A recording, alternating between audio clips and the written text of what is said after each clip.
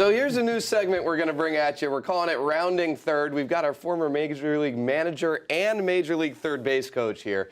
So we thought we'd give you, Bo, a few topics, and you're going to give us either the green light, you're going to wave us in, or you're going to put up the stop sign on us on these topics. Tell us how you feel about these topics that are, conversations across Major League Baseball. So, Bo, let's get to our first topic for you on our Rounding Third. And it has to do with the usage of shifts across Major League Baseball. Here's the percentage of at-bats in which teams defensively have shifted, and you see the rise steadily over the last few seasons. Already this year, close to 25% of at-bats, teams are using some form of a defensive shift. So, Bo, your first Rounding Third topic of the season, are you giving us the green light on defensive shifts, or are you putting up the stop sign? This is a green light, and this is score all the way. I come from the Hayden Fry School of scratch where it itches, and with all the information that we have available to us today, from an analytical standpoint, from a spray chart standpoint, we want to do our best job as coaches to put our players in a position to be successful.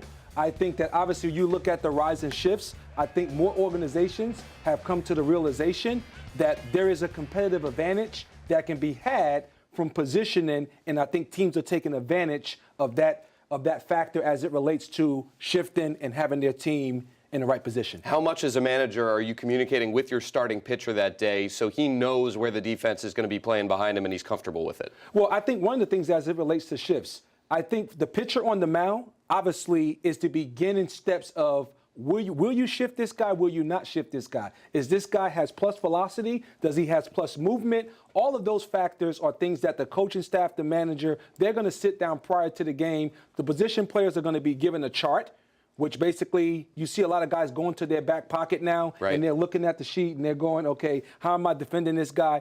Every competitive advantage that you can give your team, you want to give it to them. And positioning is a great competitive advantage, and that's why you see more teams using the shift defense. Okay, let's go to our next topic for you, Bo. It's managers going to same-handed pitching matchups when it comes to their relievers that they're matching up late in games. So to break that down, a left-on-left matchup, a right-on-right matchup, and going to that across the board when the numbers say that it's called for. Do you give that the green light or the stop sign? This is a stop sign for me. Okay. And the reason being is, yes, the numbers are always going to tell you, this guy struggles against lefties or this guy struggles against righties.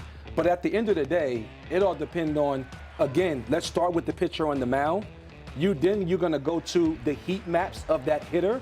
Where does he struggle, to make hard contact?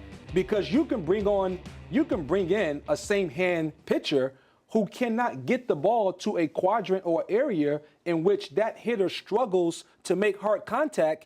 And you've done your team a disservice because you may have an opposite hand pitcher that has the ability to get the ball to that area. I was faced with a similar decision when I was managing the Houston Astros. We were playing the Seattle Mariners. They had Raul Ibanez, sitting in their dugout. He's lurking, looking to go bridge on somebody. Right. I had a lefty, I had a righty. The lefty really struggled with velocity and getting the ball to the top of the zone. And that's where he struggled. That's where he struggled. The righty, on the other hand, had plus fastball, and he pitched to the top of the zone. So instead of bringing in the lefty there, I brought in the righty and literally went to the mound. I said, I want top of the zone fastballs. I'll see you in the dugout after you strike this guy out. How'd it work out for you? It worked out pretty good. Fastball, top of the zone, fastball, top of the zone, fastball, top of the zone. He struck him out.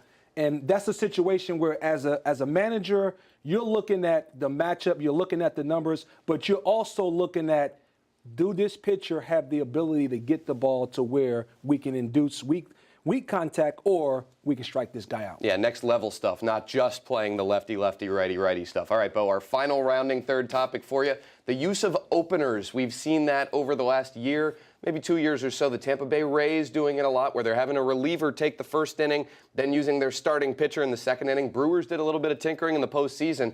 So where are you on the use of openers? I'm going to say we don't have yellow, right? We don't have a yellow light, no. Okay, I'm going to say green. Okay. I'm green for this. I'm not green for this for Max or Strasburg or Corbin. Okay. I'm green for this as it relates to a second tier or third tier starter, and you're trying to win the game from a standpoint of you have a plus reliever that you can start the game with to go through their top 3 or 4 hitters, and now you give that pitcher a better chance of going 4 or 5 innings because he don't have to see 3 or 4 of their best hitters one time. Yeah, not something you're doing across the board. You're not going to. Don't you dare go to Max Scherzer and tell him that he's not getting the first batter of the game.